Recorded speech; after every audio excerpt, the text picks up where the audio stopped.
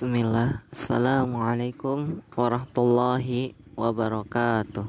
Sabahul khair. Kaifa halakum jami'an? Bi khairin. Alhamdulillah. Qabla ta'allum, hayya nabda hadha bid-du'a. Rabbi zidni ilman warzuqni fahman. Amin. Rabbi habli hukman walhiqni bis salihin. Amin. Insyaallah pada pertemuan kali ini kita akan merajaah halaman 21 tentang ditinggalnya Nabi Muhammad sallallahu alaihi wasallam oleh ibu tercinta. Ketika Nabi Muhammad sallallahu alaihi wasallam berusia 6 tahun, ibunda yaitu Aminah mengajak Nabi Muhammad sallallahu alaihi wasallam ke makam ayahnya di Yathrib, yaitu sekarang adalah Madinah. Mereka ke Madinah menempuh jalan selama sepanjang 500 km. Dan di perjalanan tersebut ditemani oleh Ummu Aiman dan dibiayai oleh kakeknya yaitu Abdul Muthalib, dan menetap di Yathrib selama sebulan. Ketika Nabi Muhammad SAW dan ibunda pulang untuk pergi ke Mekah, di tengah perjalanan Aminah sakit dan akhirnya meninggal dunia di perkampungan Abwa. Itu terletak antara kota Mekah dan Madinah. Pada usia yang masih sangat dini, Nabi Muhammad SAW menjadi yatim piatu. Dan sang kakek Abdul Muthalib sangat iba dan cinta kepada beliau, hingga akhirnya diasuh dan dikasihi melebihi anak-anaknya sendiri. Pada suatu ketika Abdul Muthalib memiliki tempat khusus di bawah Ka'bah, dan tidak ada sekalipun orang yang berani duduk di tempat tersebut meskipun itu anak-anaknya. Akan tetapi ketika Rasulullah Sallallahu Alaihi Wasallam bermain-main dan duduk di atasnya, maka paman-paman beliau melarang. Akan tetapi kakeknya justru membiarkannya, dan berkata, biarkan dia, demi Allah anak ini punya kedudukannya sendiri. Akhirnya Rasulullah Sallallahu Alaihi Wasallam kembali ke tempat duduknya dan diusaplah punggung cucunya tersebut. Ini bukti kasih sayang kakek kepada cucunya.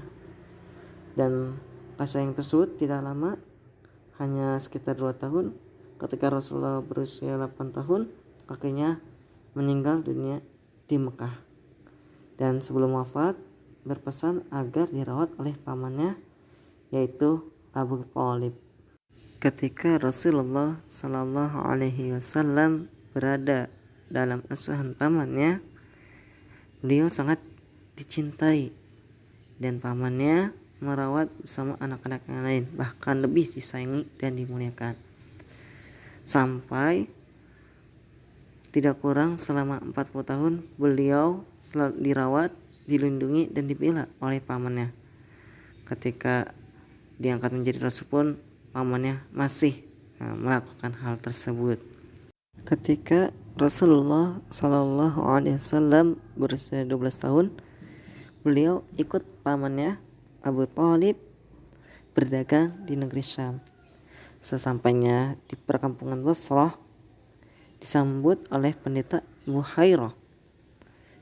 Mereka semua turun dan memenuhi jamuan, hidangan yang disajikan oleh pendeta Buhairah. Akan tapi Rasulullah tidak ikut hal tersebut. Pada pertemuan tersebut, Abu Thalib menceritakan sifat-sifat Rasulullah SAW kepada pendeta Buhairah. Dan ketika mendengar cerita tersebut, pendeta langsung memberitahukan bahwa beliau ini akan menjadi pemimpin manusia sebagaimana yang terdapat dalam kitab-kitab agama mereka, agama Ahlul Kitab, dan memerintahkan kepada Abu Thalib agar Nabi Muhammad SAW tidak dibawa ke negeri Syam tersebut karena khawatir orang Yahudi akan mencelakakan Nabi Muhammad. Dan akhirnya Abu Thalib memerintahkan agar Nabi Muhammad SAW dibawa pulang kembali ke Makkah. Pada usia 15 tahun Rasulullah SAW ikut serta dalam perang Fijar. Perang Fijar ini perang antara suku Quraisy yang bersekutu dengan Bani Kinanah melawan suku Qais Ailan dan dimenangkan oleh suku Quraisy. Pada perangan tersebut Rasulullah SAW membantu pamannya menyiapkan alat-alat panah. Setelah perang Fijar usai, diadakanlah perdamaian yang dikenal dengan Hilful Fudul, yang secara bahasa artinya hilf, perjanjian, fudul, keutamaan. Ke perjanjian tersebut, Hilful Fudul, disepakati pada bulan Dzulqa'dah, yang termasuk adalah bulan haram. Ya, bulan haram adalah bulan yang sangat-sangat tidak boleh atau diharamkan untuk berperang ya pada saat itu, dan saat ini juga di masa Islam itu terlarang, kecuali ada hal-hal yang itu adalah fitnah besar. Nah, itu ada dalilnya. Hilful Fudul tersebut dilaksanakan di rumah Abdullah bin Jud'an At-Taimi. Ya, semua kabilah dari suku Quraisy ikut dalam perjanjian tersebut, yang mana isi Hilful Fudul adalah, ya dengarkan baik-baik dan dicatat, kesepakatan dan upaya untuk selalu membela siapa saja yang dizalimi dari penduduk Mekah, dan mereka akan menghukum orang yang berbuat zalim sampai dia mengembalikan lagi hak-haknya. Rasulullah SAW ikut serta menyaksikan perjanjian tersebut, dan sampai Rasulullah mengingatnya dan selalu memujinya ketika masa Islam, dan bersabda, saya telah menyaksikan perjanjian Hilful Fudul di rumah Abdullah bin Jud'an yang lebih saya cintai dari onta merah. Onta merah ini adalah bentuk kiasan dari orang Arab. Itu adalah harta yang paling berharga pada waktu itu, sangat berharga. Kemudian Rasulullah mengatakan, seandainya saya diundang lagi setelah masa Islam ini, saya akan memenuhinya. Ini bagaimana Rasulullah itu cinta damai, dan ini terukir sejarah. Nanti setelah Hijriah itu ada yang namanya perjanjian Hudaybiyah. Nah, insyaallah akan kita bahas nanti. Masa muda Rasulullah SAW dilalui dengan kehidupan yang berat.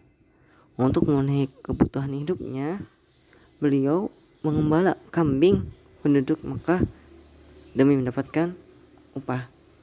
Dan pada usia 25 tahun beliau mulai usaha dagang, yaitu dengan bagi hasil modal dari Khadijah, yang ketika itu adalah wanita pengusaha yang kaya raya di Mekah.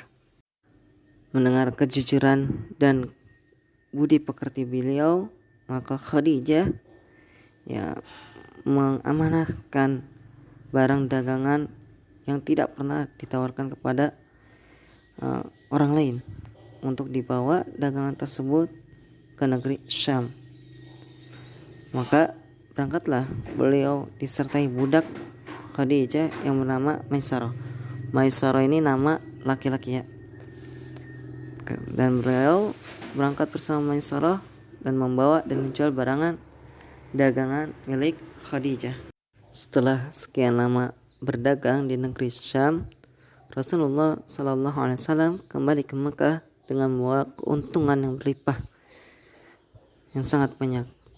Semakin kagumlah Khadijah dengan kepribadian Rasulullah SAW.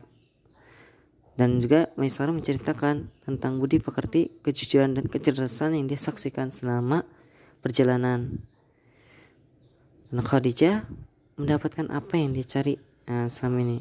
Akhirnya dia bertemu Nafisah binti Mani'ah, itu temannya, agar memohon membantu Khadijah untuk dilamar oleh Rasulullah Sallallahu Alaihi Wasallam. Akhirnya Nafisah bertemu Rasul, dan Rasul pun menyetujuinya dan bertemu dengan pamannya agar melamar untuknya. Nah, akad pernikahan tersebut dihadiri Bani Hashim dan juga suku Mudhar. Yang saat itu beliau berusia 25 tahun dan Khadijah berusia 40 tahun. Alhamdulillah, telah selesai pada pembahasan pertemuan kali ini. Baiklah, kita tutup dengan doa kafaratul majlis. Subhanakallahumma bihamdika asyhadu an la ilaha illa anta astaghfiruka wa atubu ilaik. Assalamualaikum warahmatullahi wabarakatuh.